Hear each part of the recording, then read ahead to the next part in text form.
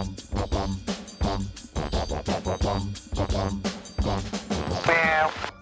I want to ask you a question. Good afternoon. Good afternoon. It's MC Howe. No. This is Cat. No questions? All right. Just No talk. questions allowed on this podcast. No. We do get questions. In fact, we have an email specifically for questions. It's catsongard@gmail.com. It's been blowing up lately, so we're going to dedicate a whole episode to answering your questions. But for now, I have a question for you, Richard. Do you ever... All right. I know you've gone to a concert or two out on a layover. You ever go see a major motion picture? Cinematic feature film? I do. I carry a subscription to, it's not AMC. It's a Cinemark. It's like $9 a month. Yeah. They give you one free ticket to the movies every month. Mhm. Yeah. I have the And same. a lot of these towns have a Cinemark, and I'll just go watch a free movie and get some discounted popcorn and watch a movie because I got time to kill. Swell. I like that. I never see a Cinemark when I'm out on the road, although I don't generally look for them. But I have on occasion. Yeah, I saw some fantastic films. And I'm so excited. When I first conceived, this is like the podcast episode I've been wanting to do since we started doing this. And this isn't even my favorite film. I don't even like this film we're going to talk about today.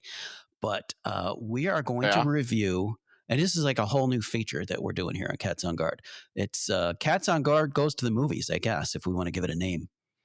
And so get your popcorn ready. Today, we are talking about the cinematic feature film, the major motion picture, Sully, which is a 2016 film. It was directed by Clint Eastwood. Did you know that? I did not. What I do know is never travel with Tom Hanks. Ever. Right. It's never going to be good. You're 100% right. In fact, in doing my research for this film, we watched it. I took a ton of notes, and I got 6 pages of notes here, and then plus a little. Then I go That's to too much. That's too much. No. Oh my God. So I was watching this movie, and my daughter was watching a movie in another room with my wife, and my son is just like incognito most of the time. And then he came down. And he was like, "What are you watching? Why are you taking notes? What the hell's going on?" And I kept pausing the movie. I kept pausing it to go back and say, "What did I miss?" And then write something down. And he's like, "What the hell are you doing?" There was one. Well, we'll talk about when I get there. I don't want to spoil anything, but yeah, I have 6 pages of notes, and then I go to IMDb and I was checking their trivia and movie goofs section. And they mention that don't travel with Tom Hanks because he crashes planes. He gets boats hijacked or boat napped. He's stranded on an island for years. Stranded in outer space. All of that. Gosh, yeah, I forgot about that one. I thought he did a fine job performing as Captain Chesley Sullenberger, who, if you pay attention to the media coverage, was flying single pilot that day. Kind of a reason I don't really like this whole story because I think he got all the attention and nobody else was involved. They did kind of rectify that at the end of the movie, but I don't know. We'll give you your thoughts on this when we get through it. But I thought we would go through it and pick it apart because what would be the fun of doing this if we weren't going to pick it apart? We're going to pick it apart and we could break it down for the listeners at home that are curious about things in that movie. We don't cover it. Write us. Yeah. We'll cover it. Well, anyway, so you're watching, you're taking notes, your kid wants to know what's going on. Yeah. What happened next? He made me pause the screen. I was looking at the screen. There was a scene where they show the, right after they hit the birds, there's a scene where they show the instrument panel. And the engines are dead. And the instruments are still showing fully functional everything. So I paused to look at that. And he's like, "Okay, you're being stupid." He goes, No. He goes, leave it paused. He walks up to the screen and he points at a button. He goes, "What is that button?" Oh, no, you're getting an oral exam. Oh, yeah. Well, I passed. Much to his frustration. He asked me 3 questions and I knew them all. So, of course you did. Like any good oral exam, if you answer the first couple questions, the rest of it goes quite smoothly. So what buttons did he ask about? You're flying Airbus, right? Yeah. Same airplane they crashed into or water landed in the. He asked me about the PA button on the communications panel. Okay. And he's just pointing to buttons, and they're not even marked. It's just. But I knew, and the windshield wiper button or Okay. switch. Yep. And the third, I can't remember the third. Oh, the altimeter setting. Yeah, he asked me those. I was really glad that he didn't point to a button I didn't know. So, shall we get into Sully? Sure, let's do it. All right. Sully, as I said, came out in 2016. It is the story of the Miracle on the Hudson US Airways Flight 1549 that took off out of New York's LaGuardia Airport, hit a flock of birds on climb out and lost both engines, and miraculously landed in the Hudson River. Nobody died. Everybody survived with only minor injuries. It was a real miracle, all attributed to one man and one man only. And so they made a movie about him. And I thought, what better way than to watch this movie and see just how much they got wrong? Because that's one of the things I love about Hollywood is that they don't do their research properly. So we're here to research post-mortem and put it all together. Shall we begin? Sure. All right. So the movie opens. Sully's having a dream. I guess this is after the fact. It was a very non-linearly told story where there was a lot of back and forth and a lot of flashbacks. Yeah, they bounce around quite a bit. Not Yeah. a huge fan, but it does do it right for the movie because you're living in his brain. Yeah. And his brain goes to this crash sequence a number of times, 3 times, I believe, according to my notes. So it opens with they take off, they get the engine failure sounds, they declare Mayday, and Sully, who's talking on a radio, he's the non flying pilot, so he's the radio talker. He says, "Departure control, we can make it. Turning back to LaGuardia." He called them departure control. How many times have you said anything like that? I've said departure, but that's it. Yeah, not departure. It reminds me of a time I was flying with a guy who had told me about an old timey movie like from the 40s about a pilot flying and just this real harrowing, uh, terrible storm, multiple malfunctions. And, the way they used to talk in those old movies was very formal and stiff. He kept saying, "Control, this is flight such and such. Over, New York control. This is..." So we were laughing about this for quite a while. We were out in Las Vegas. I said, "You got to talk like this. You're on the radio. We're calling for push. You got to do it." He says, "No, no, no." I said, "Yes, yes, you have to." So he gets on the radio. He goes, "Las Vegas control. This is flight such and such. Requesting pushback. Over." And we waited for somebody to say, and all they said was clear for push. So, like they always do, everything's abbreviated. Yeah, in modern, I mean, maybe in like the old like HF radio days, maybe they used to talk that way, like in the 30s. But I can't. It's just like it's like calling it a tarmac these days. It's just a dead art for the radio verbiage. Well, if you pay attention to the movie, there's a sequence where Sully does a flashback to his early learning how to fly days, and he's flying like a Sopwith Camel, like Snoopy used to fly back in World War One, and I think I I think that was a Stearman, but yeah. Well, it looked like they shot this thing in the 1910s or something. Like, how old was this dude? So maybe he is a Those throwback to were the way they those were used to World talk. War II surplus airplanes, I think. And they were really cheap to have around the general aviation community. So a lot of the old school pilots that learned how to fly in the 50s they were everywhere, dime a dozen. I guess. Well, anyway, back to the dream sequence. So Sully's plane is crashing. They are dodging buildings, and he's gonna just horrific 9/11 repeat performance here. But turns out it was a dream. Sully wakes up, and next thing you know, he's jogging along the Hudson River or some river there in New York. And he's so distracted he nearly gets run over by a taxi.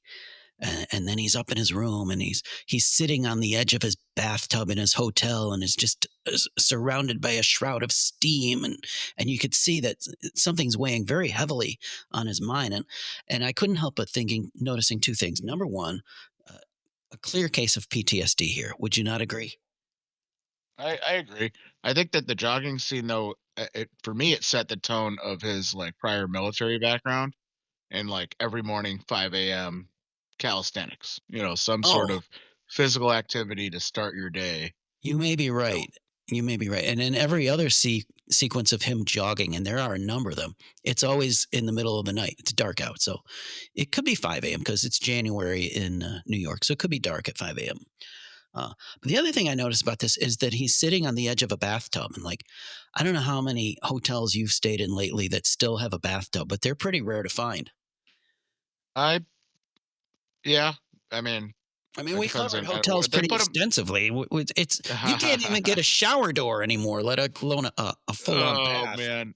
Well, the people that were doing the investigation, I think, put him up there, right? While they settled the union, I think. Yes, The yes. union put him there. Yeah, so they had to make sure he had a bathtub. Anyway, he's going through some things. So the very next thing is we end up in a conference room, and I'm skipping a lot here. I'm not going through scene by scene every moment. So Yeah, we this was can't do that here. we're going to go long enough as it is with this podcast today. Uh, but the next thing you know, you're in the conference room, and he's being grilled by these NTSB investigators who are just uh, out to get him, make him a What's villain. NTSB? National Transportation Safety Board. These are the people that investigate aircraft accidents and incidents. And do you know there's a difference between an accident and an incident? Yeah, yeah. There's the damage limit and an injury limit, but they don't just do airplanes. They do trains and they do motor vehicle. They're all the transportation department stuff for the U.S. Right. Now, damage or death makes it an accident, correct? over a certain value. I Versus, think it's 12,500. I don't know, some number of yeah, dollars, and then uh, whether or not injury is severe. There's some fine print to it to determine it. right. But there now there would. Oh, eight NTSB 870 maybe. Oh no, you're citing There's a number. regulations. You There's a know it. number. I don't know. Yeah, I used to. Oh my God, look at you. Well, like Sully, you must have been on the own safety committee or had your own safety consulting business, perhaps, because we eventually make it into the airplane. And well, I'm getting ahead of myself. I'm getting ahead of myself. And this is kind of an interesting conversation that I think happens later in the film. For now, we're still in the conference room, and Sully and his first officer, a lovely gentleman named Jeffrey Skiles, who I don't think gets nearly the credit that he deserves in this story. Great. He is. They're both sitting there in their uniforms, but they're not wearing stripes on their shoulders. Did you notice that? Nor ties, I I believe. did. I did. I didn't know if that was to not identify. They don't like they're not relating themselves to their position at the company, and they're just relating to their pilot, like individuals, or what. I I don't know. took it to Just for the mean. record, Skiles was the FO and not his FO. Well, we'll get into that too. Took it to mean that this happened like the next day, and they just didn't have any other clothes because their clothes were at the bottom of the Hudson River. No, those uniforms, um, those are still pilot shirts. So you have your stripes. Like stripes don't get dirty. I Do you know ever put your that's stripes through the wash? on I don't. accident, yeah. If I On forget to accident, remove but you them. take them off first, right? Yeah, That's it. that's Yeah. why I didn't understand that whole sequence. Why were they were dressed like that? Didn't I wonder if they does like de-identified themselves from their company, like affiliation for Everybody the knows who they initial. were. They all know who Well, they I know, are. but they're not representing the company maybe during that particular I don't know. interview, and they're representing themselves. Who know? I don't know either. I did notice it. I knew it was. Yeah, I mean, and if you did lose all your clothes in the Hudson, you just have like a regular shirt still clean in your bag. Like, no, they don't have a bag anymore. It's at the bottom of the Hudson. Exactly. And they even addressed that where they had a guy, he went shopping at Kmart at 10 o'clock in Queens, and all they could find was ninja jogging suits. So I Yeah. guess maybe you don't want to wear that to the NTSB, but the removing the stripes I didn't get. Unless, Put on a you polo shirt or a button down. Like yeah, they have cheap button downs at Kmart, Walmart. Kmart was around back then. Oh boy, we're yeah. dating ourselves. Well, no, the movie, they named it. They said this is where we went. So I don't know. Maybe they were like that guy I flew with who didn't know how to pack because his wife always packed his clothes for him, and then she died. We're gonna relate our day to days to how Sully lays out We their day to sure day. are. We Oh sure my are. gosh. Well, I do like. Okay, so the NTSB. Any is Do you know of any pilot that likes the NTSB? No, I mean, my own dealings with them have been nil. So I don't. Everybody's dealings with them are negative, and I'll tell you why. They are Please. looking for someone to place the blame on so they can sign off and close out their case. Well, They need, and they go over that in the movie. We'll get to it. He they says this sure hard, made that the case in this film. Yes, they were obviously looking to pin the blame on Captain Sullenberger. And I guess every film needs a villain. If they can't make it the geese, you're going to have to make it the government. yeah, that's easy to do. Sure. All right. So moving on. Now it's nighttime and Sully calls home. Here's the thing that bothered me the most, and this carried out throughout the whole film. He's calling home constantly throughout this whole ordeal. And I thought to myself, why hasn't he gone home yet?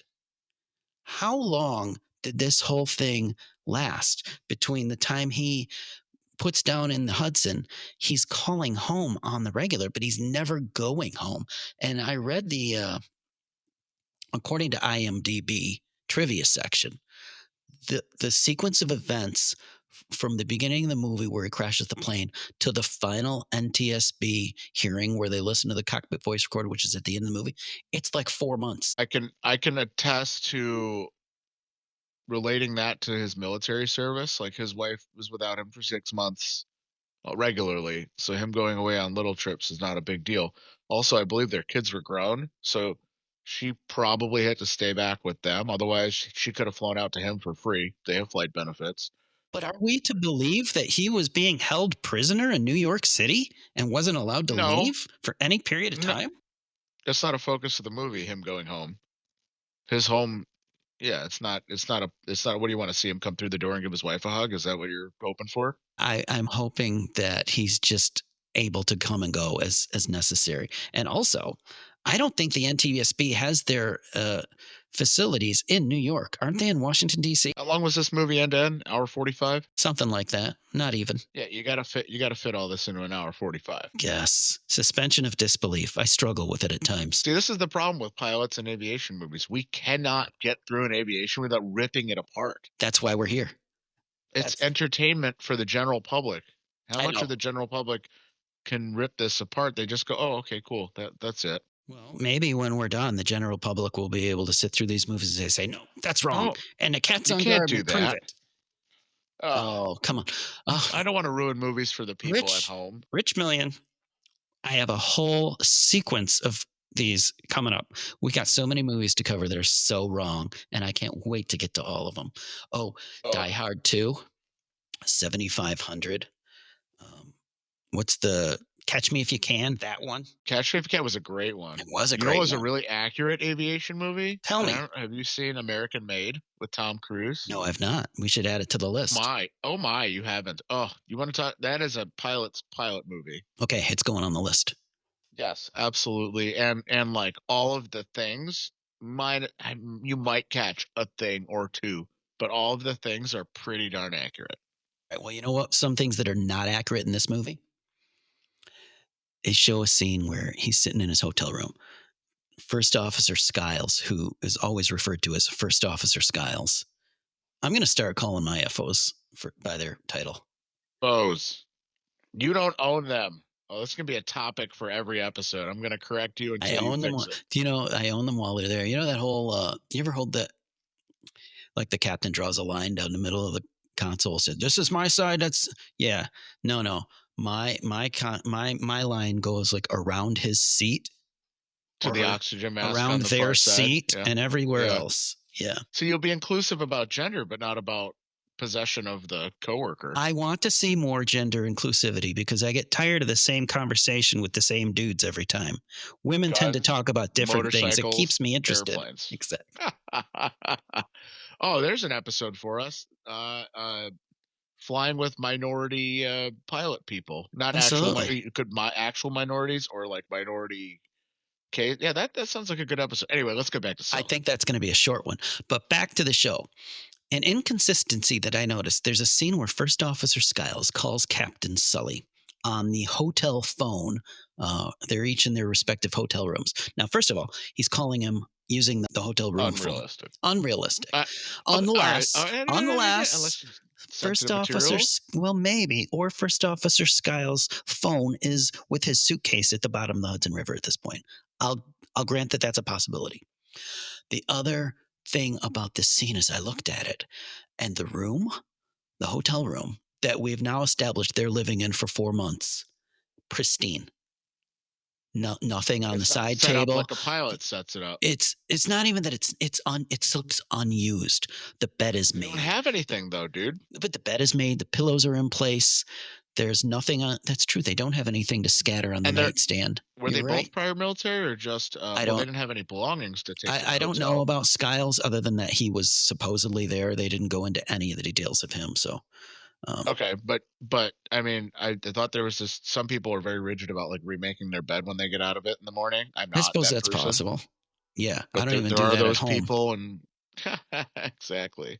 No, and also like they have no possessions, so they don't have like anything to set up in the room, and they don't You're have their right. phone charger brick or their laptop. They have nothing, so they're just in there with a pen and paper, maybe from the hotel, and a phone and whatever that guy got them from Kmart.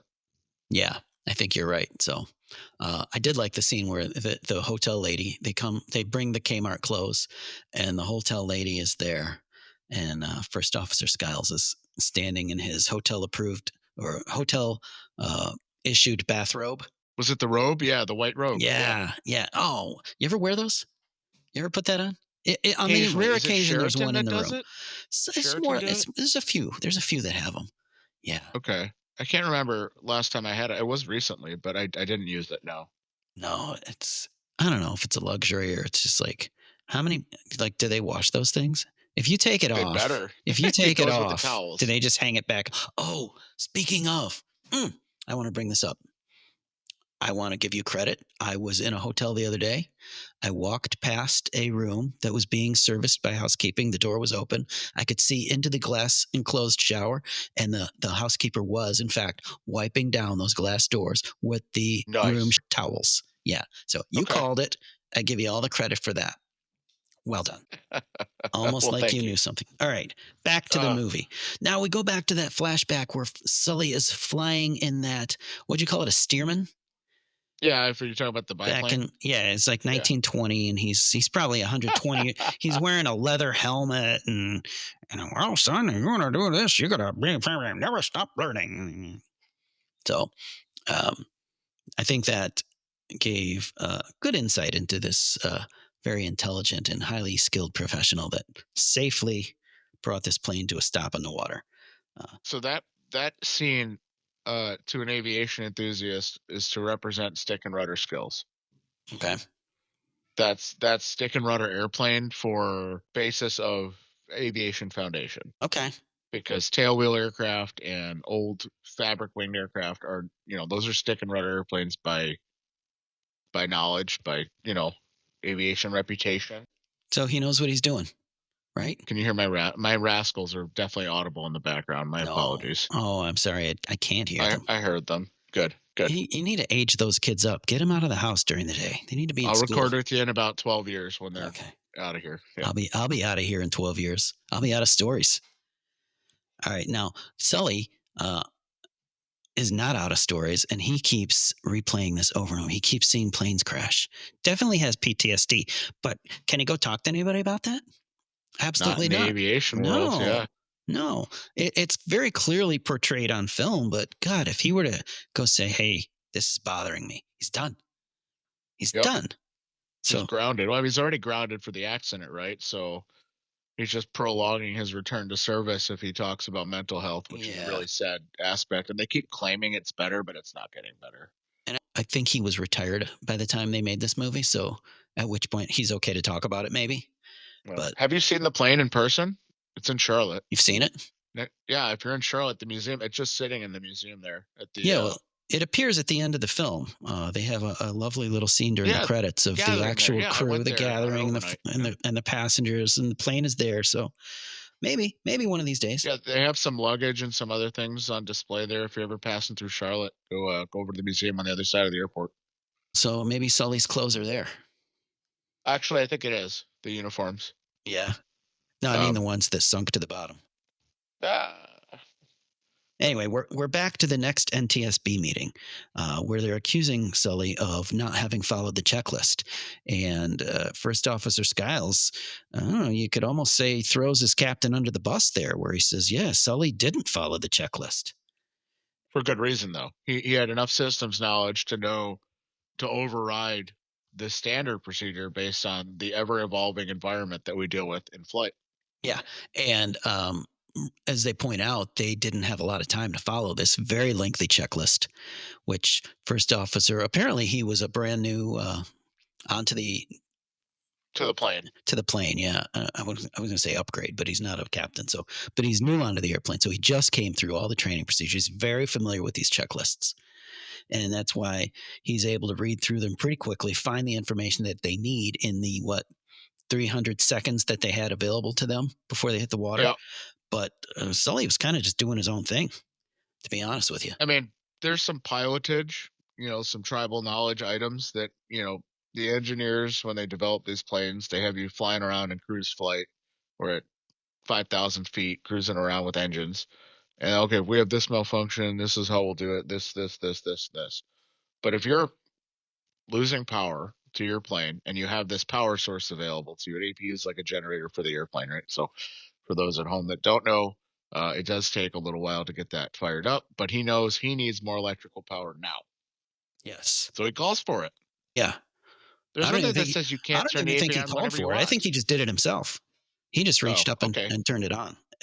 Yeah, no APU. I think he like looked startled, right? Then he looked up and hit the start master Yeah. or whatever. Yeah. So, but that starts a process. That's a process to get that APU ready to fire up, and then it's another spool up, and then it's got to be stabilized. Then the generator comes online. Then you get your electrical power from the APU. But Yes. he knew that, and they don't have that kind of time. And there's nothing saying you can't start that APU whenever the heck you want. That's right. So he just Totally. did it. But He yeah, made a command decision. And it was the right one, obviously, because all of a sudden, imagine trying to dead stick that thing into the water and you have no information, no gauges whatsoever. Your screens are all blank. You got no airspeed, no air data. Um, that's amazing. It's amazing they what did he pulled it say off. to? He said I eyeballed it right to the Yeah, he NTSB's did. face. He I did. I like eyeballed it. that. I did like that. They're not pilots. Like we can eyeball things. We're proficient at eyeballing things from doing it with all that data and all those resources. You can back it up. You can back up your eyeballing and learn what looks good, what looks right, what feels Yeah. right, and the Yeah. controls and the way the energy management in the airplane. And he was also a glider pilot too. They mentioned that, so he has proficient experience in managing energy. Yes. Um, Um, yeah, I did like that they said that. Now, I did write down about this particular meeting scene. The crew is smacked down by the NTSB for not following procedures, for eyeballing it, for dismissing the ACAR's data that insisted that the left engine still had some thrust before they shut it down. So it was a very contentious scene. Then we move on, and he's making his second phone call to home. And in this one, we learn that the Sullenbergers are experiencing money problems, which the second house, third house. I can't remember second which one. house, third house, business. I can. This is a Yeah, senior captain at a major U.S. airline, and he's having money problems. How realistic is that? Do you think? I don't know if it's actually money prompt, but that also that goes back to like a marital thing where like his wife, is how are we gonna make the payment on that? Or like maybe she doesn't know about all like what the money goes where. It could go deeper than that. I don't think so. Like if you can't afford that second house, you just sell it, right? Like that's Well, that's what common sense would say, but not everybody follows that standard so you'd operating. rather take a bankruptcy and a credit hit for defaulting on your loan on that a house you don't need Some and people. don't use. Yeah, no, I agree with you. I'm just saying some people don't. I think they're smarter than that. Well, perhaps. All right. It wasn't talking about his primary mortgage, right? Because that would be a big deal. Yeah, no, it did. When the scene first starts playing and then talk about the money and losing a house, I'm thinking this is the house they live in. But they did make it clear there was another house and something about a business, which comes up very soon here. But before that, we're now flashing back to the day of the flight, and Sully is walking through the busy airport, and he stops in the airport Yeah, gift tuna shop. sandwich, very fresh. Very Yes, fresh, Mr. yes, Sully. yeah. Now, was he based in New York? He was not based there, right? Maybe he was. When you're that senior, you might just do the same milk run all the time that we talked about in our senior bidding schedules I about going to the same guess. place and seeing the same person every morning. You can get into a routine, right? Like, Yeah, I just thought and I don't. it was interesting that this rando shop owner called him by name. Like he's just the most popular. He's the Fonz of US Airways, I I don't know. guess. There was a hotel I used to go to in California. We were very frequently there, and we got to know the bartender got to remember our faces. So I mean, it's possible to develop those relationships with this job. Okay. Well, there you go. There's a hotel in New Jersey I go to all the time, and it's been the same lady working the concierge lounge for like the last 20 years, and everybody knows her, and she remembers everybody. Oh, how's the kids? Da, da, da, how was your Florida trip? Like you can develop those personal All right. Very relationships with good. outside staff. I do Very think it was a little stereotypical of the New York convenience store owner to be of that race, but that was just accurate for the movie. I there. guess Well, so. there was another thing now for accuracy comes up here because I noticed something in that scene that I wasn't sure I saw, but then it was confirmed when he was walking onto the plane. He was coming down the jet bridge. He's walking onto the plane, and the flight attendant is dutifully standing there awaiting his arrival as Like a they grand entrance. yeah. Hello, Captain, or good morning, Captain. He's dragging his rollerboard in one hand. He's got his pilot hat tucked under his arm. And in the other hand, he's carrying his flight bag. Why wasn't it hooked on the hook on the back? Exactly. Yeah, that's a good. Nobody. Exactly my point. How can I watch this movie, see that, and not know that everything else in it is wrong? Oh, let's rewind to the travel hacks episode. If you don't have a hook on your suitcase, get a hook. Yeah, It what is hooks onto wrong with like the you? top handle. So I try to explain this to people. I'm like, this whole bag is a weight and balance example. It's a oh gosh, I'm so tangenting right now. But Tangent away. you That's could why we're here. you could oh gosh, you could take all the weight off your bags by hanging another bag just aft of where the main wheels are as you roll it, and it'll be basically weightless on two wheels as you wheel it. In fact, I can pull my bag with my pinky when I have it balanced right. I 100%. love it. Every Yeah. pilot does it. Everyone that travels a lot, flight attendants, pilots, people that have heavy things and bags, get the hook. Hey, can you drag your bag equally with either hand, or is it one hand only? I switch back and forth because You can do yeah. that. I can't do that. Yeah, what? No. It throws off my weight and balance if I try that. Ha! Yeah, Oh, that's funny. That depends. I'm a right-hand suitcase guy unless I need to use my I am phone to too. like call somebody or type, and then I You're a switch right-handed phone behind the guy. back. Yeah, I go behind the back to my left hand and then right hand into the pocket, grab the phone. Interesting. I go Interesting. back and forth. Yeah. I can't I do it. don't stop to switch hands. No. If I have to switch, like I got to pull out my ID or something, but I'm a right-handed suitcase guy, a left-handed phone guy. Yeah. Oh, okay. Sully, apparently 40, 160 years or whatever he's been doing this, has been carrying that bag around this whole time. So, I don't know. Maybe he had just put that tuna sandwich in it. Oh, you want to talk about inaccuracies? The store owner goes, very fresh. Tuna, very fresh, right? yeah. Tuna salad is never fresh. Tuna salad has been canned for like a year, and then it's mixed with mayonnaise, and then they scooped it into the sandwich bread fresh. That's what you meant. We made it fresh this morning. Yeah, I guess so. It's like I mean, like chicken breast, that has to be fresh. Tuna salad is not going to be fresh. I'm not eating that for sure. I'm surely not getting it out of the. Also, another cockpit foul eating tuna fish in the cockpit. Well, that tuna was Very, set free. yeah. Went right back to the fish. That's right. Oh gosh. All right. He didn't even get a chance to eat it, and that was an early morning departure too. So what was he getting that tuna sandwich for? For later. Lunch? Don't they keep It off? I guess so. it keeps if you can keep it either he has it on ice in the galley or he's got a cooler like every FO that I fly with who travels with their own travel refrigerator, or maybe he's a tuna breakfast guy, you know. Eh, Oh, okay, fine. Yeah. I thought of bacon, egg, and cheese for that morning departure, right? Like it was 9 a.m. when they hit the water, I don't know. wasn't it? Was it Okay. tuna? Was tuna the sandwich he even got? I wasn't even paying attention to that. Well, he asked if it was like tuna or Yeah, there were something two else. choices. There were two choices, and she definitely recommended one. Also, how often do these people at the airport stops ever interact with you? They don't. No. They don't. That's Just, what I'm what do you saying. How want? does she know Next. his name? Next. And Yeah. it's not like he stood there and chatted her up, you know, like they Could have have been a other rapport. times. Could have been. Could have been. Yeah. Well, Yeah. now we get to the cockpit and they show an overhead first. They show an overhead view of the looking down on the airplanes parked at the jetway. And so they very faithfully recreated the old US Airways because they were gone by the time this movie came out. They had done their merger with America and US Airways was out of the way. But they had the livery painted on the plane. But I noticed parked at the jet next to it was what appeared to me, and I'm not sure. Uh, it looked like a private jet, like a Gulfstream or something. And I thought, it may be a CRJ, it could have been, but it had zero markings. It was all white.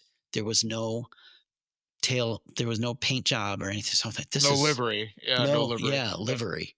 So I thought that's Huh. I don't remember that. You yeah, really picked this thing apart deep. I really did. This is one of those things where I had to go back and pause, and my son was like, "What the hell are you doing?" Could that have been a small DC-9? It's like Um, LaGuardia had a ton of DC-9s back in the no, day. no, it wasn't long enough. No, it wasn't. What? Maybe. Anyway, So what happens next? Yeah. next he's in the cockpit or the flight deck. And First Officer Skiles is there. And First Officer Skiles, he's a funny guy. He's chatting him up. He's very chatty, but which I thought tracked very legit with most of the way we interact up there.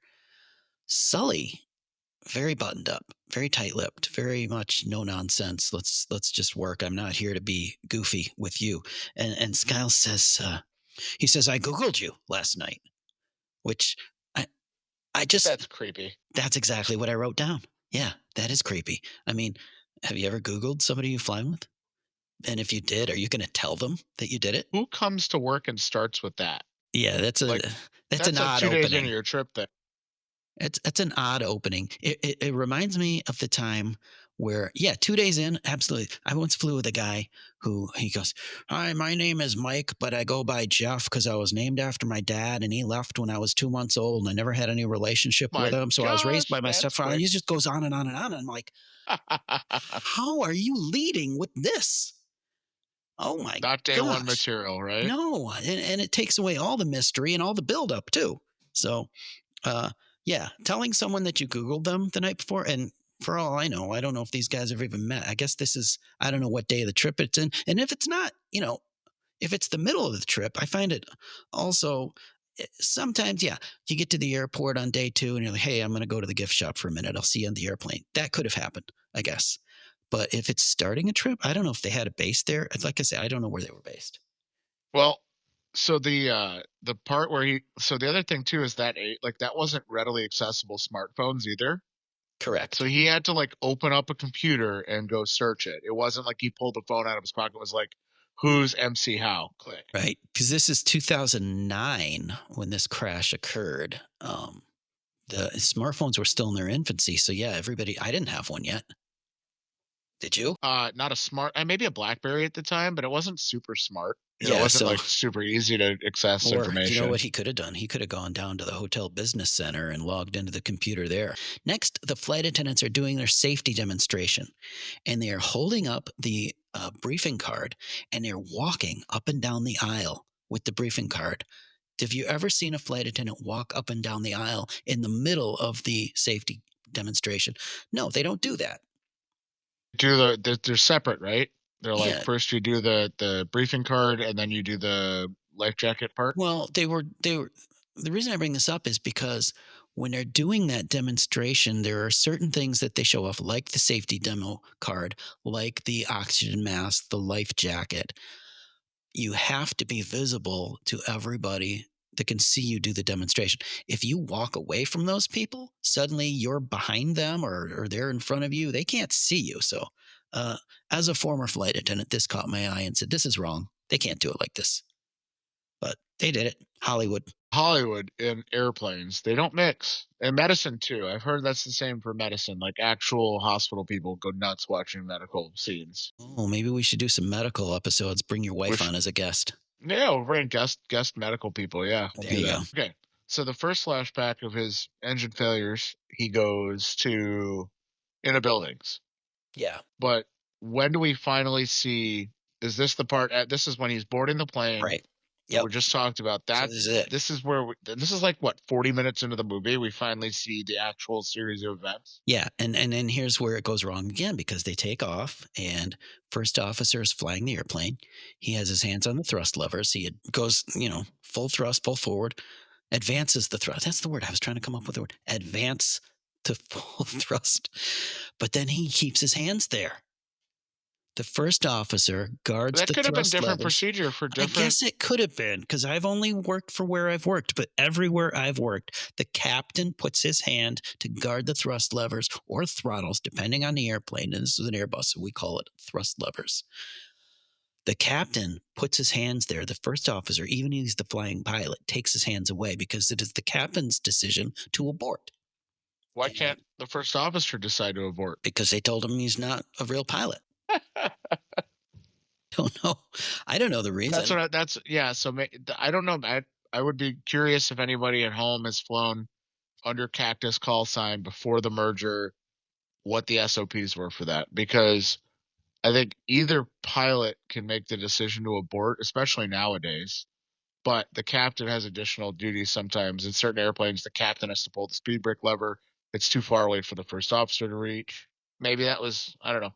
It's possible. There were some other things that came up too, like when they were flying. If Sully decided he's going to land, so he takes the controls away and he says, "My airplane."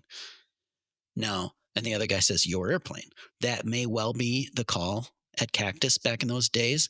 I've heard also, you don't say "my airplane" because My you could controls, your I have the controls. controls, you have the controls. Because when you say my, maybe there's traffic passing by left to right, and you look outside and you say my airplane. Like I don't know, I see the airplane.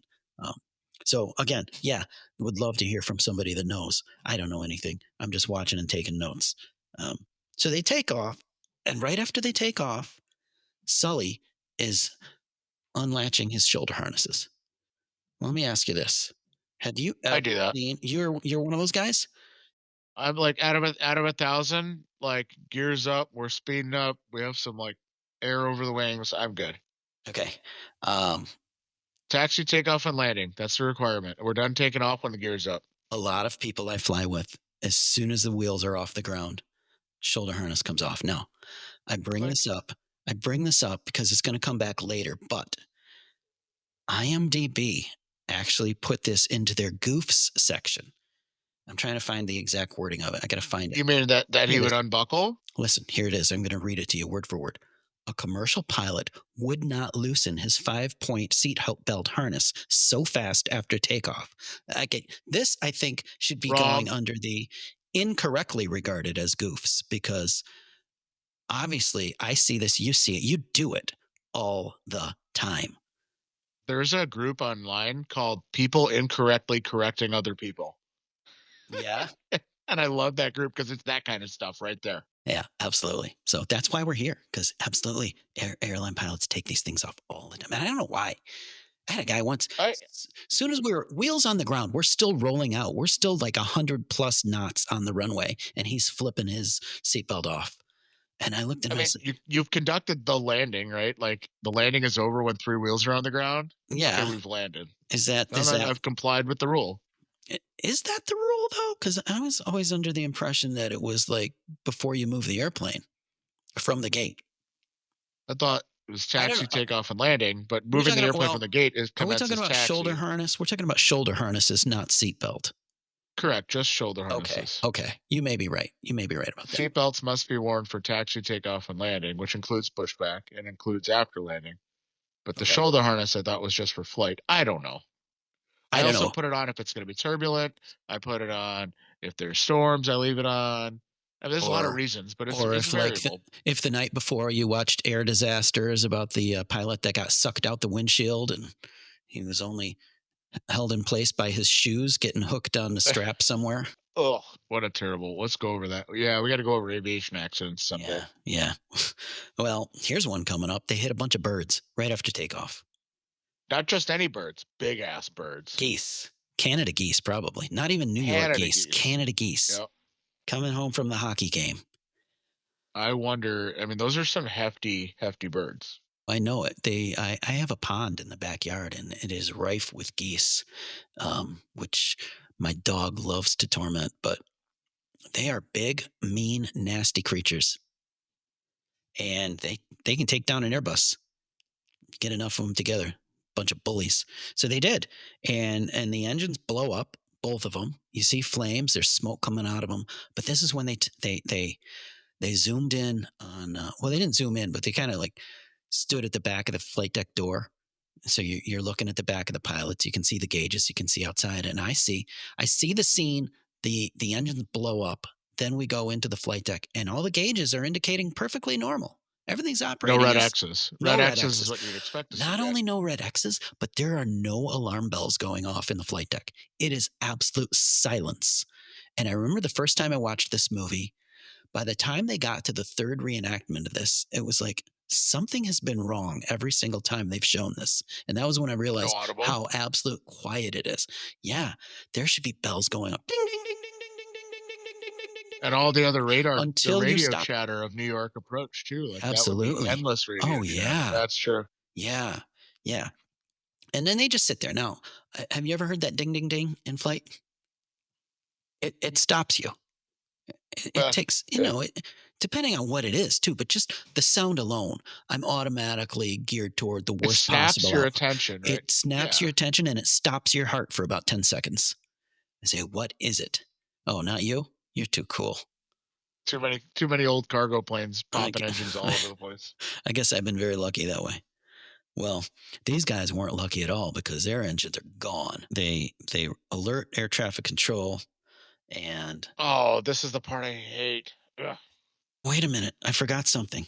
I gotta go No, no, back. no, no. No, I gotta go Oh, back. okay, I go on. gotta go back because this is all I'm tearing apart this character that they built up as this uptight, strictly by the rules, uh, you know, very serious guy. Retired military, yeah. Not only did he loosen his shoulder harness as soon as the wheels came off the ground, they showed a close up of him and he had loosened his tie and his collar as But well. that's also super common. As soon as the cockpit I door's shut, know it's get that common. tension off A your neck. Yeah. 100% happens, probably 90% of the guys, but they are making this guy out to be this superhero. This would never, ever. And the fact that he did that, oh, it just took me right out of it. No, no, that means he's a normal human. But that doesn't fit the narrative If of you this. know somebody that That spends a doesn't fit the 4-hour flight narrative with of that this tie up story. their neck, it's not possible. I'm that guy. There'd be a I, serial killer that leaves their tie up their neck for I 4 might end hours up during a a flight. serial killer. You wait. Boy. All There we right. go. So on the next episode of Okay, so they announced to air traffic control this has happened, and air traffic control. The next thing he says, this one got me too. sort of Attention. right heading. No. Yeah. He says, attention, all aircraft in vicinity of the GW. What's he talking about? Helicopters, air tour operators. Okay, all aircraft, that certainly fixed. The vicinity of the GW? What are they Yeah, talking about? local landmarks. So they know the controllers. So I know that sometimes controllers use local landmarks, and you're just kind of expected to know it too. Yeah. Like they'll reference the Long Island Expressway, Yes, the like out of Eastern Long Verrazano. Island. Yeah, these are like marked on the visual approach charts for the aircraft. Uh-huh. And if you haven't flown in a LaGuardia, you wouldn't know to expect to talk about it. You don't Right. know what you're looking at, so you do it a time or two. So yeah, And that's what they're going over. and all your local tour helicopters are going to know he's talking about the George Washington Bridge. But if I'm flying along in my airliner and I'm not familiar, I'm like, what the hell? I don't know where to look. And you just got to ask. But they're 90% of the time they're talking to people that know what they're talking about or what they're hearing. Well, you know what? So they got to him pretty quick, so they did. But just before that, they hit the water, and this one got me. They put their hands on the dashboard to brace. Both pilots. Where's your brace positioned? I don't have a brace position in the flight deck. Do you? Yeah. What is it? Put your hand on the So dashboard. if you're in a plane that has control cables to your yoke, right? You don't want your stuff on the yoke because that'll break your hands when the controls snap and the yoke snaps toward you. I don't think it's ever come up in any aircraft I've ever trained as an airline captain or a pilot in any capacity to have a brace position at your flight control station. I would think one hand on the DV window, so the window to your left shoulder that opens up, probably one hand there. Um, I think that's a good way to or lose an arm. well, that's you want to open that window as soon as you impact, don't you? Yeah, but you want your arm working so that you can open that window. If you, I'm saying some That things window's not happen. going to move on impact. I think about a time my sister was in a car accident and uh, they were on a long road trip and somebody had their foot up on the dashboard and But yeah, yeah. the airbag did some serious damage to that foot. So It'll rip your thigh open yeah. too, yeah, and your hips. But then at the same time, I was watching an episode of Star Trek the other day, and they were getting into some rough turbulence, and they were going to crash into something, and everybody put their hands on the dashboards of the starship. Okay. So I Well, I guess, know I know I was taught at one point not to have my hands on the yoke at impact, on a yoke power like the big thing in front of you between your legs that Boeings yeah, have and Douglas and anyway, I don't know. I'm going to if recur. you're a fly-by-wire airplane, it's not going to move the yoke. Or sorry, yeah, fly-by-wire is not going to move the yoke on impact. But on a control cable airplane, it will slam the control yoke somewhere, which way you don't know yet. Yeah, but But I'm thinking about the hull buckling and the all of a sudden that dashboard coming towards you. Your arm's not going to prevent that from happening. In fact, it's going to prevent your arm from staying on your body. what do you get out of the seat and hide behind the seat? Like, what are Maybe, you gonna do? maybe you should do Yeah. crawl up into the overhead bin. There's less room for maneuver up there. Oh my gosh. I don't know. Anyway, I mean, yeah. I guess if you're going fast enough, it doesn't really matter, does it? exactly not. Anyway, so first crash sequence flashback is over and we're back to running. Sully is running through Times Square, and I noticed that there's no traffic in Times Square, but he still goes against the crosswalk. He just goes right across the street without even looking. That is just That's someone who's familiar with New York. People that stop and look and wait, they'll never get anywhere in New York. You just go. maybe you're right. From that flashback, we go back to a military emergency landing. Boy, this guy has nothing but trouble every time he flies, doesn't he? He F4 crashes a lot of Phantom. airplanes. F4 Phantom. Um, they made a big to do about this scene on IMDb about there being a runway. I guess he's cleared to land on runway 21. And when they show him landing, he lands on 20, or maybe it's the reverse of that. IMDb couldn't accept the fact that there would be two runways parallel to each other with those numbers. But you and I know that there are quite oftentimes, and runways are numbered according to their magnetic direction Compass and setting. Yeah. compass Yep. setting. They're magnetic. So if you're landing on runway 21, the compass setting should be runway 210 as 30 your degrees west of south. So if north is 360, east is 09090, south is 180, and west is 270. And if you increment out 10-degree segments through all those numbers, that's where you get your runway numbers from. So runway 36 is north. and Sometimes they'll that's have so many north runways that they'll add an extra like a 1 or 1 left and right and a 36 left and right so that you have 4 runways that are parallel, but you don't have enough. You have left, right, or center. So after correct. 3 runways, you have to add another number because you can't have like left 1 and left 2. That's right. Atlanta is a place that does that. They've got they've got 2 7s and 2 6s. They got a 2 7 left, 2 7 right. Then they got a 2 6 left and a 2 7 right. And guess what? They all go the same direction. So in the movie with the runway too, I thought it was kind of or with the engine failure part, I thought it was like kind of unnecessarily unstable. Like he was, you know what I mean? Like he had an engine out, right? Isn't that the Yes. malfunction? Yes. And it was like barely controllable. I'm like, Right. fuck, Oh yeah, they're all over the sky. right? How many engine failures have you done in real life or the sim where you were barely controllable and barely getting it to the runway? I don't remember. None. No, but then in that movie, also, I remember that scene. So he had a wingman. They were out flying maneuvers together. He had a partner who was staying on his 6, I guess, as it was, to keep an eye on him. And then Sully he lowers his gear to land, which is going to create a lot of drag and slow you down. And then he says something. Tower said something about he's coming in too fast or I don't remember what it was, but I thought whatever it is they're complaining is happening on this airplane, lowering your gear is just exacerbating that. But of course, you got to have your gear to land.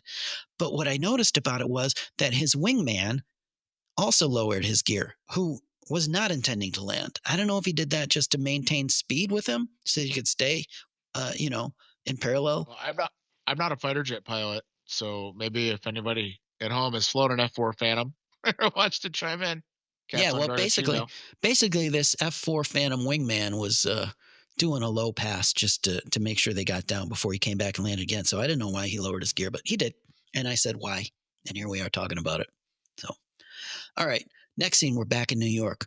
Sully, who during the NTSB hearing, the very first meeting, they asked him when was the last time he had a drink, and his answer was 9 years ago. So he's been sober all this time. Now he's gone through this thing, and the next thing you know, he walks into a bar in New York City. Now Yeah, you're the most famous pilot in the world for having crashed a plane, and you walk into a bar and your picture is on the screen. At this point, you haven't had a drink in 9 years, and so here's where you go. And everybody in there recognized him. They named a drink after him. They were being typical New York goofballs, and I just, I don't know. Would you? I we already have a stereotype. I mean, what's the difference? Yeah, I guess you're right. I don't think it was they were still gonna try and nail him to the wall anyway, That's true. That's true. which they did. Yeah. So, all right. While he's in there watching himself on TV, he then hallucinates about the crash scene yet again. So this is the second time we see it now. This is where you've got you're getting to meet the passengers of the airplane. You got a mom with a baby, and she's sitting next to some stranger, and you've got a bunch of. I thought this was funny. There was a bunch of guys that run up to the plane late, and they said, "Spirit The sent us over." golfers. Oh yeah, Yeah, the Spirit sent golfers. us over. And I think, oh my God, you're just going to make fun of poor little Spirit Airlines. This is the butt of everybody's joke by saying that they couldn't pull it off and they sent us over to you guys to crash. So they were silly little comic relief, I guess. Um, anyway, we're meeting all the passengers, and then we go through the crash again. But this time we're in the cabin. We see the flight attendants react to it. We see the passengers react to it, and again, absolute silence. Like there's no wind noise. There's no engine noise. The engines are dead now, but nobody seems to notice that. The lights go out, and that's why everybody's suddenly aware that there's something wrong. And the flight attendants just get out of their seats. We're right after takeoff. They just, the lights are out. Let's walk around now and see what we can, and assure everybody that nothing is Hope wrong. that a big shuddering, like, impact happened to the airplane. That's Yeah, yeah. yeah. So they're talking, and then Sully, he comes over the PA, he makes his brace for impact announcement, and then the flight attendants just start shouting, "What about the Repeat, megaphone?" brace, brace, Do you right? remember Over that there's yeah. a megaphone among the emergency equipment that the flight attendants have at their Does the use? PA not work on APU power? It should work. Yeah, Yes, so they coulda it just grabbed should the little work. phone over That their head that and a just said that it into the little APU is fully capable of powering the entire system. the And whole so, galley, the whole cabin, the yeah. cockpit, So, the heat and air. So they coulda just picked up the little phone that's up, that phone when you walk in the plane on your left, it's, like, up on the wall? yeah, That's what they use you to could have done talk that. to when they talk to the whole cabin, right? Over the PA? Yeah. That's the phone. Well, they're Yeah. showing they're showing this evacuation now from a different perspective. So after they touch down in the water and it's time to evacuate, Sully busts out of the cockpit and he says, "Evacuate." He just says it like that. Evacuate the plane. And I'm like, again, megaphone. And I mean, who's going to hear him beyond the first couple of rows? I don't know. But then he mucks up the evacuation. He starts pushing his way down the aisle in the direction that everybody is trying to come to get out of the airplane, uh, purportedly in an effort to help, but he's just in the way. Where didn't he wanted the ship's logbook, that was, like, super important to him. He went back for that after everybody Yeah, else was off the plane. After he pushed his way to the back of the airplane, against the flow of evacuation. opening up overhead bins, pulling out jackets and stuff completely against all of our training, all of our regulation. You don't go into the overhead. You get out of the I guess it was like he was looking for coats to hand out to people because it was going to be cold out there. That's what he was doing. He was grabbing coats, but he's just still in the way. And then there was an old lady she needed assistance, and people are still coming from the back of this airplane. This lady's kind of in the middle, and they just kind of grab her and like, let's help this old lady. I'm pretty sure if this was real life, that lady would be the last one off the airplane because she is just going to slow everybody down, get everybody off first, then we'll get her. But no, didn't do it that way. And maybe that's how it went down. Because how many people pay attention to the safety briefing at the beginning of the flight? I think now I don't know if it was just so happened that everybody felt safe, so they left in an orderly fashion. But if it was like filling up with water, people would have trampled grandma in a heartbeat. They'd have stepped her face into the water to get out of that Well, plane. they made it appear that it was filling up with water. And apparently, what happened in real life is that once they hit the water, a passenger ran to the aft galley, past the flight attendant who was still strapped into her jump Open the seat, door under, yep, opened the door, and the flight blew the attendant. watertight seal. Yeah, the flight attendant tried in vain to reclose that door, but wasn't able to. But here's something that did happen, and I guess this happened in real life too, because I saw this in the movie, and I said, "What in the hell?" The door, the L1 door, which is the boarding door right behind the flight deck, they open that door, and the slide doesn't blow. There's no raft, there's no slide. It's just open, and there's a guy Should be standing there. armed. Yeah, it should. Well, apparently it was, and in real life, it failed to deploy. So. Well, that's comforting. Hmm. Um, but there's a guy standing there, and the flight attendant just like, jump. You just got to jump. So he jumped in. Um, Later in the scene, they had the slide there. So I think what happened was in real life, the slide fell out, but didn't still attached. It's just kind of dangling there, uninflated. You pulled the manual inflate at that point. There's a And handle for that. Yeah.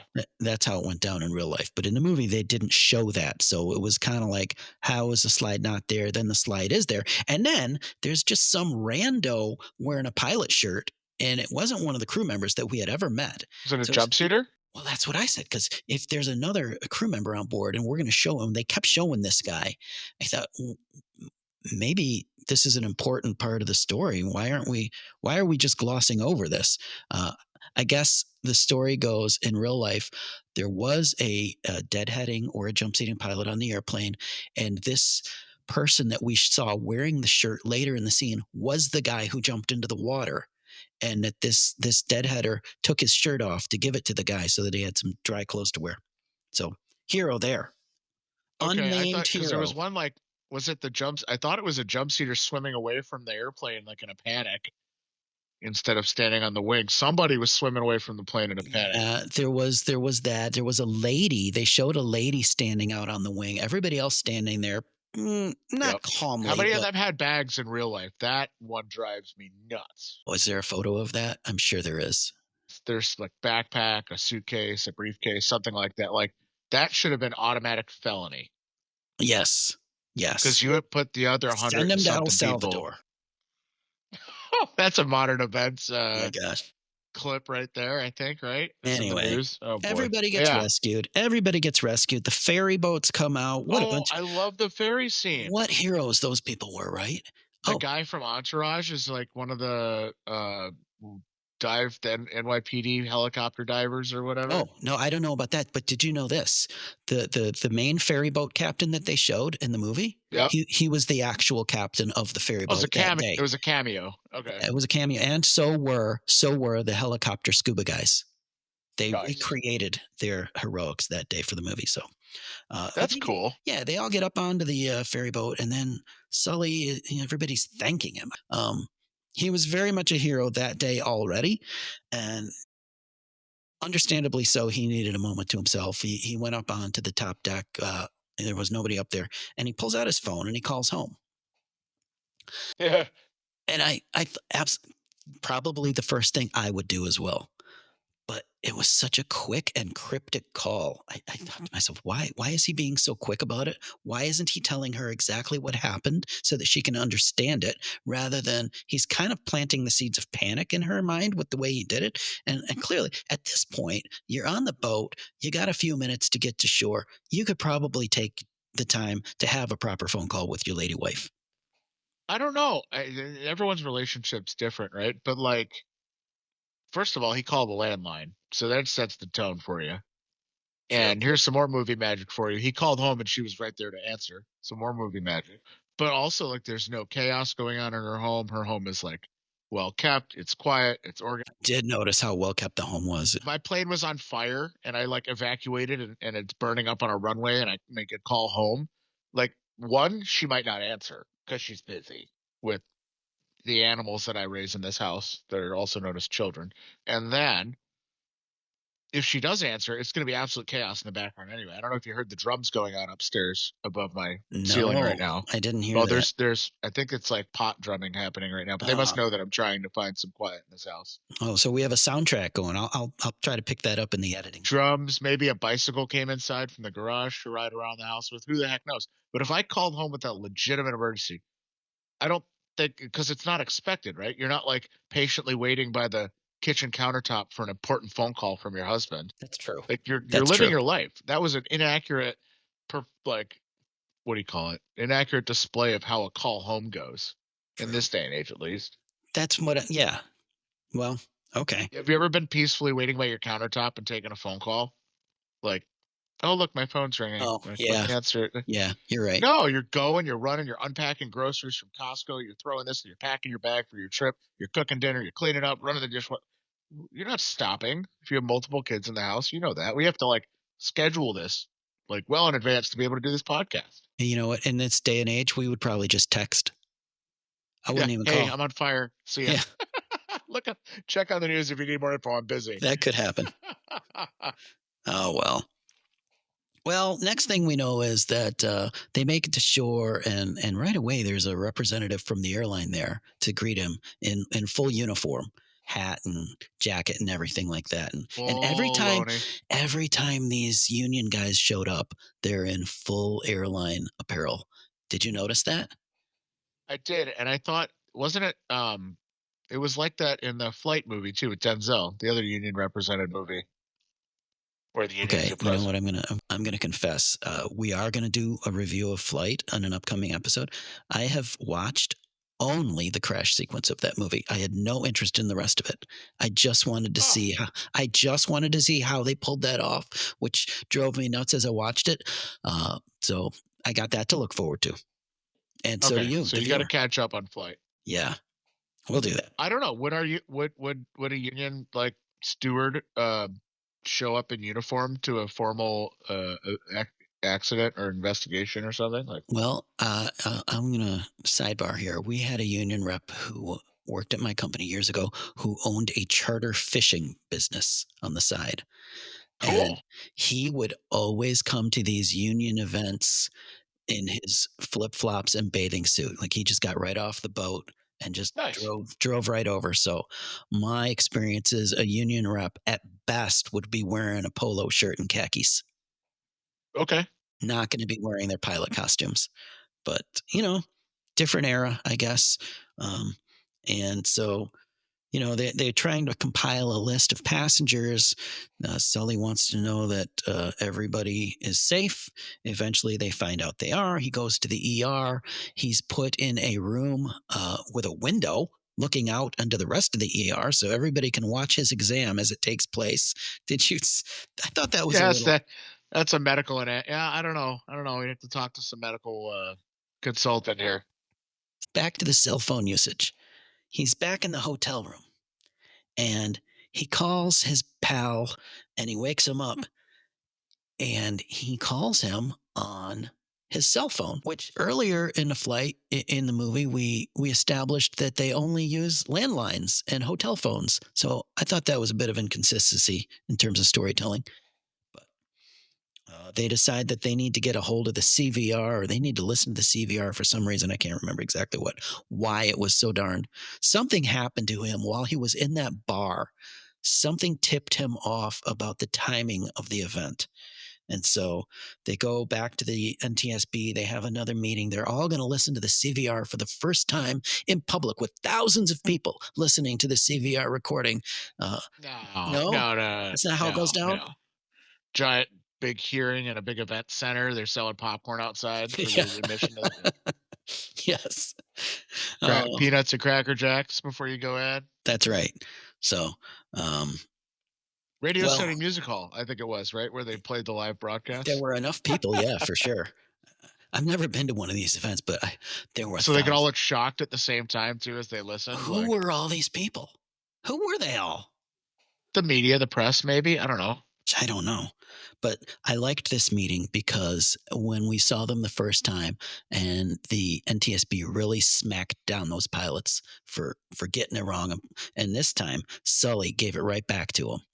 And at one point they play some simulations. They show how the simulator pilots were able to successfully land uh, given the same situation, and Sully just said, "Okay, let's get serious now." I thought that was a good moment because That's as it's so dramatized.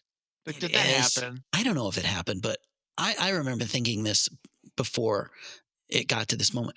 These simulator pilots were fully briefed on what was going to happen before they went up there. You're going to take off. You're going to hit birds at 2,800 feet. LaGuardia is a direct left turn right back to the runway. You're going to land perfectly safely. And that's how it went down. Yeah, except you take away those human factors, as they said in the movie.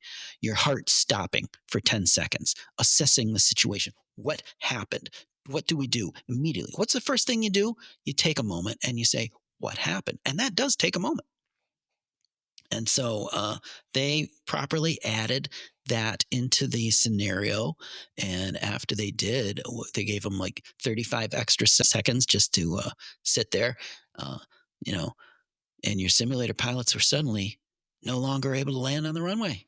They crashed. You ever crash a sim, by the way? Yep. It was. Plenty of times. It's a lot more violent than what they showed in the movie. Uh, Yeah, where it, like, bounces in the water like it Grand really Theft does. Auto or Yeah, something. but Yeah, no.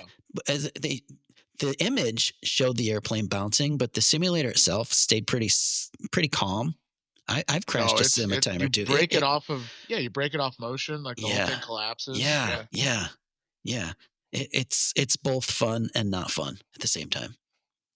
So, you talked about the startle factor and, like, the 35 seconds they gave him. Yeah. The air traffic control exchanges that happened, which I know that they did a very professional job, they did exactly what they're supposed to do, but that time and those back and forth exchanges drove me nuts as a pilot. Oh yeah. And maybe some controllers listening at home can write in. Um, but like, hey, I've lost both of my engines, so I'm now a glider. And you're like, turn right heading 330. Like, oh yeah, let's go on some vectors somewhere while we figure this. Like, no, no, no, no, no. Point me at pavement now because, well, like I need to do it on my own. But then they kept talking about things like it was excessive, it was delay. And it was almost as if the air traffic controller didn't understand what he was being told. That's probably it. They had their own startle factor with where I think that like their startle factor was like, oh, engine failure. Let's bring them around.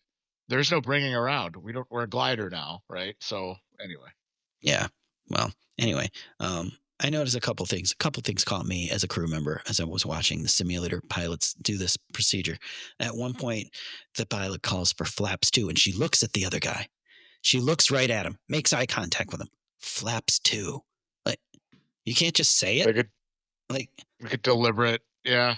yeah, you're about to land, no engines somewhere with buildings all around, and you're going to take the time to make eye contact with your guy so that you Are you can worried about like understand. configuration timing at this point? Can we?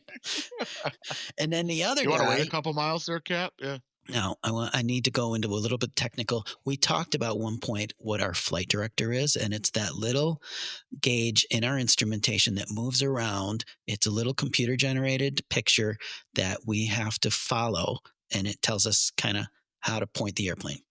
There are two versions of it on the Airbus. One is a cross, and you have a cross, and there's a moving cross, and you kind of line the two crosses up together, and it moves, and then you fly. But you can also switch it onto a thing called flight path vector, which is kind of works a little different, but it's the same basic principle.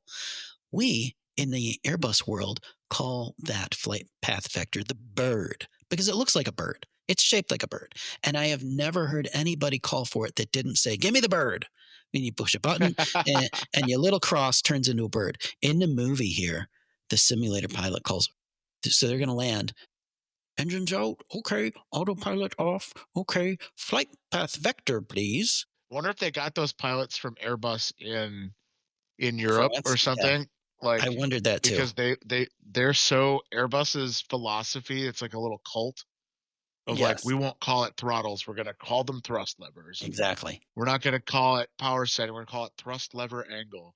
And like, so maybe that their employees have to, or else they'll be sacrificed over a fire. That I could don't be it. know. That could be it. I just that was one of those things there. So okay. Well, anyway, as we're listening to the cockpit voice recorder one more time, we're going back into Sully's memories and we're watching this thing as it happens. And there are still no bells going off. It's still a silent crash. Could it have Uh, been silenced by the crew? Like, I suppose it could have been they didn't show that. They showed both of those guys sitting there in stunned amazement. I would think if you have the wherewithal to cancel that alarm, and there is a button to do that. If you oh have the yeah. wherewithal to push that button, you're then moving on to your next set of tasks. While these guys were not yet. They did get to it, but no, I don't know. I, I think I it would have click been those loud. buttons immediately. That is my first item. Like, I don't like listening to bells while I'm trying to do No, stuff. no, I So don't like either. my hand just goes up there, click, click, click, click every time. Yeah. Well, this is when Sully says my aircraft versus the I have control or whatever the terminology is. And then finally, there is a caution light. I do hear a caution, bing, bing, bing, and I see the yellow caution light. Now, if you lose both engines, you have a red A lot more lights. Yeah. master.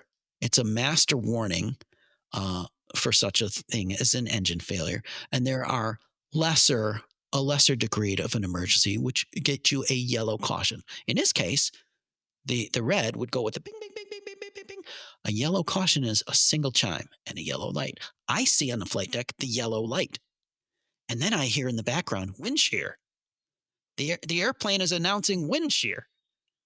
That is not I mean, something that happens maybe on the calm, blue sky New York morning when there was no weather. So, or the maybe that did happen and the geese disrupted the air data sensors well, and that's it. entirely possible. I mean, I think the AOA vanes, the angle of attack indicators, so they communicate with each other. And if the geese messed those up, it could easily have derived a wind shear warning before it went into the engines. You could be right. Yeah, that wasn't addressed, but maybe. Um, But then they go through the whole procedure. They're running through the checklist, and I'm listening to these checklists and thinking, this all sounds right to me. It all sounds like stuff that I go through every time we go through training and do this stuff. But then it's time to land the plane. They're like 20 feet from the water, and Sully realizes that while he's one of those guys that flips those shoulder harnesses off as soon as they leave the ground, Yeah, he puts it on. Yeah, he he puts it puts on it. the last possible But second, like a but ground effect. hold on now. He did it with one hand. He's got one hand on the side stick, and you can't let go of that because you're flying the airplane. That's how you're flying. So he one hands it over both shoulders. Now I watched him do this like magic, and I said, "There's no way." So the next time I got to work, you can't. No, you can't. Because the next time I got to work, I tried it. I couldn't do it, and I made my FO do it, and he couldn't do it. And this is something since this movie is foremost on my mind lately. I've been having everybody try it and nobody can do it. So, So I don't do it while flying, but I do use the same hand to put both straps on. So I just reach my left hand over my shoulder and click, and then I go left behind my neck and do it again, click. But I don't know if I could do that with my right hand on the yoke. also, as you're about to touch down in the water, Yeah, um, yeah. Also, probably it, not a it good was a sign. Superman move. It really was. In fact, it was one that IMDb called out. Uh, it goes along with the other part of him flipping the harness off. Uh, Captain Sullenberg also buckled up shortly before the impact with only right hand. Two hands are always needed to put on the harness, according to IMDb. Incorrect. Well, Incorrect. I can't do it. Not without taking my sweet time and looking at what I'm doing because I got to find the dang thing too. Anyway, Yeah. All right. um, they hit the wall. I'm Jury's watching. jury's out on that one. Yeah, this is another one where I'm watching. They show the flight gauges again, and of the screen, we have 6 computer screens in the flight deck of the Airbus showing us various things. Loss of power has caused 4 or 5 of these screens to go blank. Only one, the upper ECAM, which shows you the engine parameters, is lit until the moment they touch the water, and then that one also goes blank. So I don't think that would happen that way, but it did. They got out. They get back to the meeting. Sully comes out of his brain, and they prove that, in fact, with those extra 35 seconds, nobody could land except in the Hudson. And you guys are, or you guy, Sully, you are a miracle. And this wouldn't have happened without you. He very correctly gives credit to everybody else, including his first officer, his flight attendants, the ferry captains, the police, everybody. So I did like that little moment. And then Jeffrey Skiles made a funny little joke at the end. He says, I would do it in July if I could instead of January. And that was how the movie ends. Very lighthearted take on crashing the airplane in the Hudson. What'd you think? I think we're tearing this stuff apart too much, man. No. That's why we're here. That's the fun of it. I guess but eh, people at home that like this movie, and now they're like, Well, like you just kind of took the wind out of the sails of those who just blissfully watch the movie without, you know. well, I hope that We they've got a lot more of this to do. got a lot more. My favorite that I might save this one for the end. Die Hard 2. And Haven't then, seen it. I'll have to watch it. That's an yeah, aviation movie? it takes place at an airport. So Oh, yes, okay. there are things in that movie that we have to dissect. So that's going to come up. I might save that. But the other also worse one, and I didn't finish this one because there was so much wrong with it. It's called 7500. It's an Amazon Prime original about a hijacking. And so we've got those.